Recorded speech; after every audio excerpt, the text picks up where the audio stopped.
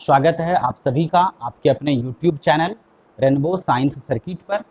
आज हम लोग क्लास 10th के फिजिक्स के बहुत ही महत्वपूर्ण चैप्टर प्रकाश का अपवर्तन रिफ्रैक्शन ऑफ लाइट की चर्चा करने जा रहे हैं। और पिछले वीडियो में भी आपने अपवर्तन के बारे में पढ़ा था और वहाँ आपने देखा था कि प्रकाश का अपवर्तन होने के लिए दो अलग अलग पारदर्शी माध्यमों की आवश्यकता होती है। कहने का मतलब दो माध्यम होने चाहिए और दोनों पारदर्शी होना चाहिए। पारदर्शी आप सभी जानते हैं, जिस माध्यम से प्रकाश की किरण आसानी से गमन कर जाए, आसानी से गुजर जाए, उसी माध्यम को पारदर्शी माध्यम ट्रांसपेरेंट मीडियम कहा जाता है। हम लोग पहले चैप्टर परावर्तन में इसको पढ़ चुके हैं। तो जो दो पारदर्शी माध्यम चाहिए प्रकाश के अपवर्तन के लिए, उन दोनों माध्यमों को भी दो भागों में बांटा गया है, दो भागों में वर्गीकृत किया गया है। आज हम लोग उसी की चर्चा करने जा रहे हैं। और देखिए, जैसा कि टॉपिक आपको दिख रहा है कि प्रकाश के अपवर्तन के लिए आवश्यक दो पारदर्शी माध्यमों को निम्नलिखित दो भागों में बांटा गया है। तात्पर्य यह हुआ कि जो दो पारदर्शी माध्यम चाहिए आपको अपवर्तन करवाने के लिए, तो उन दोनों माध्यमों को दो भाग में बांटा गया है, मतलब दोनों का अलग अलग नाम है। अब क्या है उसको देखते हैं। नंबर एक आपको दिख रहा है सघन माध्यम, डेंस मीडियम, और नंबर दो विरल माध्यम, रेयर मीडियम। आप सघन और विरल शब्द को बहुत आसानी से समझ सकते हैं। हम लोग, चूंकि भारत हमारा एक कृषि प्रधान देश है, यहाँ बहुत ही व्यापक पैमाने पर खेती होती है। और जिनके घर में खेती होती होगी उनको पता होगा, जब हम लोग खेत में बीज छिड़कते हैं तो कभी कभी दो तरह की स्थितियां उत्पन्न हो जाती है। दोनों ही स्थितियां हमारे लिए कह सकते हैं कि हानिकारक होता है। कई बार क्या होता है कि बीज छिड़कते समय किसी खास स्थान पर अधिक बीज चला गया, वहां पर बहुत घना पौधा उत्पन्न हो जाता है, एक साथ कई पौधे आ जाते हैं, तो हम लोग उसको कहते हैं कि सघन हो गया। सघन मतलब घना। और विरल, कभी कभी ऐसी भी स्थिति आती है कि खेत के कुछ खास इलाके में इक्का दुक्का कहीं कहीं पौधा उगता है, तो उसको विरल कहते हैं। विरल का मतलब हो गया पतला। जबकि ऐसा होना चाहिए कि खेत में सभी जगह पौधे का जो वितरण होना चाहिए, सजावट होनी चाहिए, वो एक जैसी होनी चाहिए। तो जो एक्सपर्ट होते हैं बीज बोने वाले लोग, जो जिनके पास अच्छा अनुभव रहता है, वो तो बहुत अच्छी तरीके से बीज की बुआई कर लेते हैं। सब जगह लगभग खेत में एक जैसे पौधे उत्पन्न होते हैं, जन्म लेते हैं। लेकिन जो कुछ नए लोग हैं जिनके पास तजुर्बा नहीं है बीज बोने का, उनको अगर बीज बोने के लिए दे दिया जाए तो कहीं पर बहुत ज्यादा पौधा उग जाएगा, कहीं पर बहुत कम पौधा उगेगा। तो जहां बहुत ज्यादा पौधा उग गया तो वो सघन हो गया वो भाग, और जहां कम हो गया तो वह विरल हो गया। तो ये सघन और विरल दरअसल ये तुलनात्मक शब्द है। कंपैरिजन करके हम लोग दोनों की व्याख्या कर सकते हैं कि सघन कौन है और विरल कौन है। ठीक उसी तरह से प्रकाश के अपवर्तन के लिए जो दो माध्यम चाहिए आपको, दो पारदर्शी माध्यम चाहिए, तो उन दोनों माध्यमों को दो भागों में बांटा गया है। एक को सघन माध्यम कहते हैं, दूसरे को विरल माध्यम कहते हैं। बहुत सिंपल है, एकदम आसान डेफिनेशन है, आप इसको ध्यान से समझिए। एक नंबर में लिखा गया है सघन माध्यम दो पारदर्शी माध्यमों में से जिस माध्यम में प्रकाश की चाल कम होती है उसे सघन माध्यम कहते हैं। और देखिए विरल माध्यम में लिखे हैं दो पारदर्शी माध्यमों में से जिस माध्यम में प्रकाश की चाल अधिक होती है उसे विरल माध्यम कहते हैं। कहने का मतलब कि दो पारदर्शी माध्यम होगा। हमने पहले कह दिया ये दोनों शब्द तुलनात्मक शब्द है, तुलना करके ही दोनों शब्द की हम लोग सही व्याख्या कर सकते हैं। तो दो पारदर्शी माध्यमों में से जिस माध्यम में प्रकाश की चाल अधिक होगी उसको विरल कहेंगे, मतलब जिसमें प्रकाश बहुत तेजी से जाएगा वो विरल माध्यम हो जाएगा। और जिस माध्यम में प्रकाश की चाल कम होगी, मतलब जिसमें प्रकाश धीरे धीरे जाएगी, तो उसको हम लोग सघन माध्यम कहेंगे। और हमने पहले कह दिया ये तुलनात्मक शब्द है, सघन और विरल तुलनात्मक शब्द है। जैसे हम लोग कहते हैं कि दो पहलवान है, दोनों में कहते हैं एक ताकतवर है एक कमजोर है।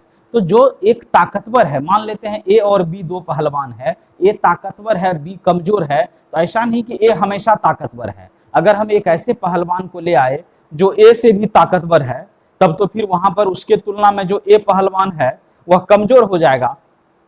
तो ये ताकतवर और कमजोर ये दोनों भी तुलनात्मक शब्द है।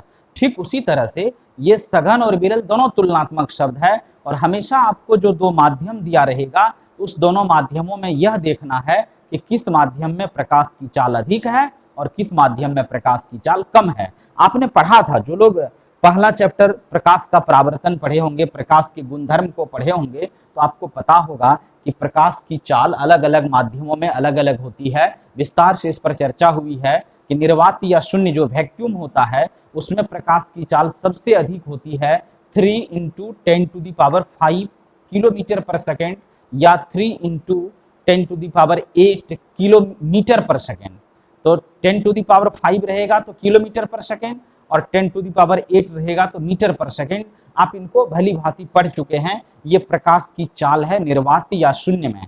वायु में भी लगभग इतनी ही होती है प्रकाश की चाल। फिर जैसे जैसे सघन माध्यम आते जाएगा तो प्रकाश की चाल घटती जाएगी। जैसे पानी में आएंगे तो और कम हो जाएगा, कांच में जाएंगे और कम हो जाएगा, इस तरह से बढ़ते जाएंगे। और जैसे जैसे सघन माध्यम आएगा, घना माध्यम आएगा, तो वहां प्रकाश की चाल कम होते जाती है। तो मुख्य रूप से यहाँ जो बातें क्लियर हो पा रही है कि सघन और विरल माध्यम जो है, यह जो पारदर्शी माध्यम है प्रकाश के गमन के लिए, उसका वर्गीकरण किया गया है, उसका क्लासिफिकेशन किया गया है दो तरीके से, कि जिस माध्यम में प्रकाश की चाल कम रहेगी, मतलब वो सघन होगा, तो वहां प्रकाश को जाने में मेहनत करना पड़ेगा, धीरे धीरे प्रकाश जाएगी। और जिस माध्यम में प्रकाश की चाल तेज होगी, मतलब वो विरल है, पतला माध्यम है, वहां बहुत तेजी से चल सकते हैं, तो उस माध्यम को हम लोग विरल माध्यम कहते हैं। इसको आप और कुछ सरल उदाहरणों के द्वारा समझ सकते हैं। जैसे सोचिए कि आपको दो तरह के जगह पर दौड़ने के लिए कहा जाए। एक बार आपको कहा जाएगा 100 मीटर की दौड़ लगाना है फसल वाले खेत में, जिस खेत में गेहूं का, धान का या मूंग का या इस तरह का और कोई फसल लगा हुआ है, उस खेत में आपको कहेगा दौड़ने के लिए। और एक बार कहा जाएगा फील्ड पर दौड़ने के लिए, मैदान में दौड़ने के लिए। स्वाभाविक है, आप पूरी ऊर्जा लगा दें तो फील्ड में आपकी गति तेज हो जाएगी, क्योंकि वहां कोई अवरोधक नहीं है, वह पूरा खाली खाली है। वही बात है विरल माध्यम में।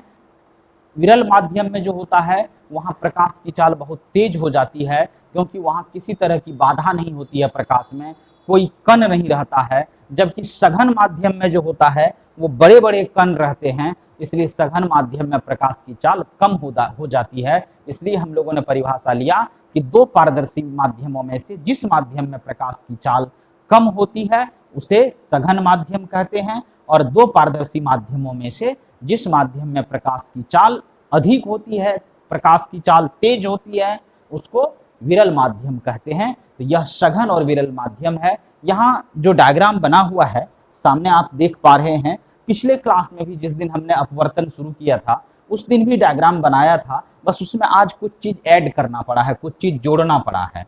और अब बहुत चीज आप उसमें क्या था कि ऊपर का पार्ट ही उस दिन था, आज नीचे से भी किरण को गुजारा गया है। अभी सब चीज क्लियर हो जाएगा जब हम लोग इसको बढ़िया से समझेंगे। अभी देखिए क्या किया गया है कि एक बर्तन है जिसमें पानी भरा हुआ है, हमने पिछले क्लास में भी चर्चा किया था, इसमें पानी भरा हुआ है, ऊपर नहीं कुछ है तो वायु है। और अब आप समझ पा रहे होंगे कि पानी में प्रकाश की चाल और वायु में प्रकाश की चाल। तो पानी और वायु में प्रकाश की चाल का अगर अवलोकन करेंगे हम लोग, तो अभी हम लोग चर्चा कर रहे थे कि सघन और विरल माध्यम में जो ऊपर वायु है, तो वायु में प्रकाश की चाल चूंकि अधिक है इसलिए वायु विरल माध्यम है, और पानी क्या है, सघन माध्यम है। तो पानी में प्रकाश की चाल कम है इसलिए पानी सघन हो गया, और वायु क्या हो गया, यह विरल माध्यम हो गया। इस प्रकार से विरल और सघन माध्यम पर हम लोग चर्चा करेंगे। और दूसरी बात यह भी जानने का यहाँ प्रयास करेंगे कि जब प्रकाश की किरण इस विरल माध्यम से अर्थात वायु से पानी में आ रहा है, तो आप देखिए इस किरण को यह क्या हो रहा है, अभिलंब की ओर मुड़ रही है। लेकिन जब प्रकाश की किरण इस पानी से मतलब सघन माध्यम से विरल माध्यम में जा रही है तो अभिलंब से दूर विचलित हो रही है। इसी बात को यहाँ लिखा गया है कि जब प्रकाश की किरण विरल माध्यम से सघन माध्यम में प्रवेश करती है तो अभिलंब की ओर मुड़ जाती है। यहाँ देखिए प्रकाश की किरण आ रही है, यहाँ तक, यहाँ से लेकर यहाँ तक प्रकाश जो है वायु में है, अर्थात वायु और पानी में वायु विरल और पानी सघन। मैं पहले भी आपको कहा हूं कि दोनों माध्यम हमेशा तुलनात्मक होगा, कंपैरिजन करके ही क्लियर कर पाएंगे दोनों में कौन सघन है कौन विरल है। तो चूंकि वायु और पानी में से वायु में प्रकाश अधिक तेजी से चलेगी, या कह सकते हैं वायु में प्रकाश की चाल अधिक होगी, इसलिए हम लोग कहते हैं वायु विरल माध्यम है। जबकि पानी में वायु के तुलना में, मैं बार बार कह रहा हूं तुलना शब्द यहाँ, कि वायु के तुलना में पानी में प्रकाश की चाल कम हो जाएगी, इसलिए वायु के तुलना में पानी सघन माध्यम होगा, डेंस मीडियम होगा। तो इसका मतलब यह हो गया कि जैसे प्रकाश की किरण विरल माध्यम से सघन माध्यम में आती है, देखिए यहां तक आई विरल माध्यम में, अब प्रकाश को जाना है सघन माध्यम में। चलना तो था सीधी रेखा में, लेकिन यह विचलित होकर के जो मुड़ी है, देखिए यह अभिलंब के नजदीक आ गई है। पहले ये रास्ता था इसका, लेकिन अब ये रास्ता है तो अभिलंब से पहले की तुलना में नजदीक चला गया।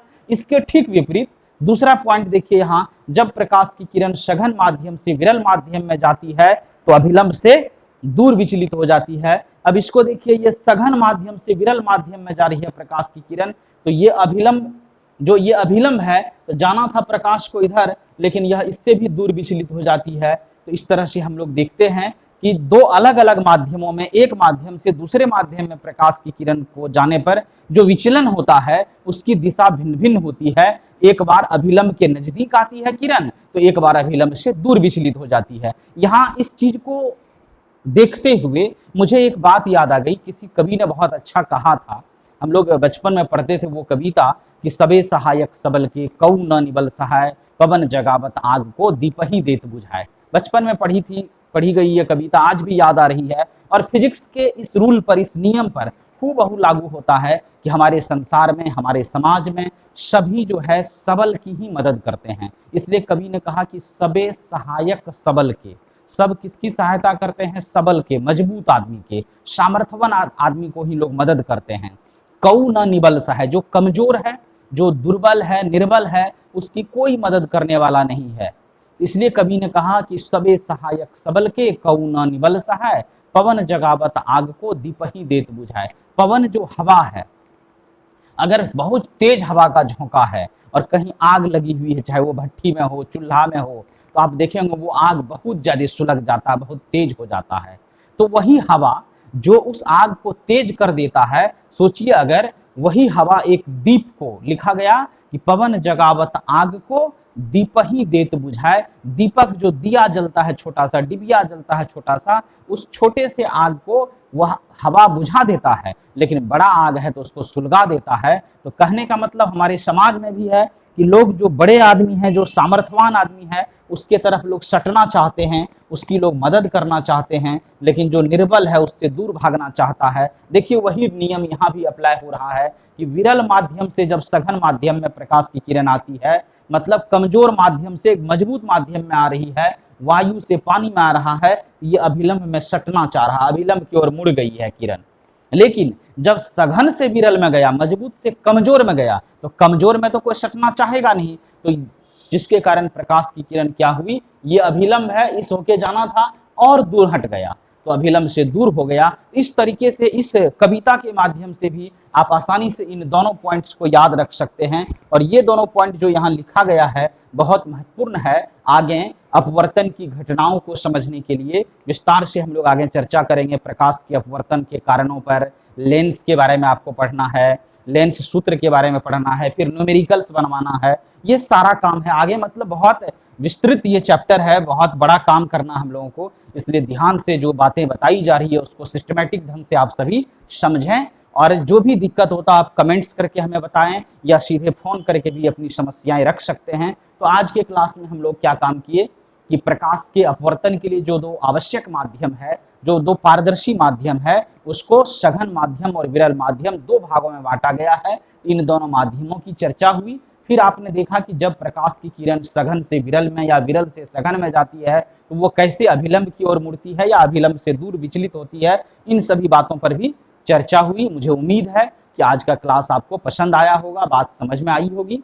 आप जितना भी चीज पीछे बताया गया है उन सभी बातों को ध्यान से समझें, ध्यान से पढ़िए, और जो कोई दिक्कत हो आप निश्चित रूप से बेहिचक पूछ सकते हैं, समझ सकते हैं, ताकि आने वाले समय में जो हम इस चैप्टर को और विस्तृत रूप में आपको बताएंगे तो वो सारी बातें आपको आसानी से समझ में आ जाए। बस इसी के साथ आज का क्लास समाप्त करेंगे, और आपसे एक विशेष निवेदन होगा कि जो लोग चैनल को अभी तक सब्सक्राइब नहीं किए हैं वो चैनल को अवश्य सब्सक्राइब कर लें।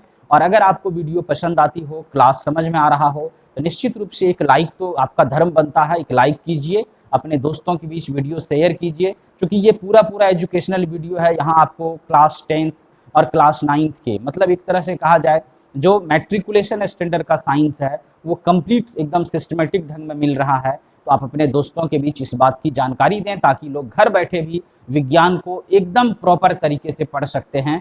तो बस इसी के साथ आज का क्लास समाप्त करते हैं। आप सभी इसी तरह से वीडियो देखते रहें। धन्यवाद। जय हिंद।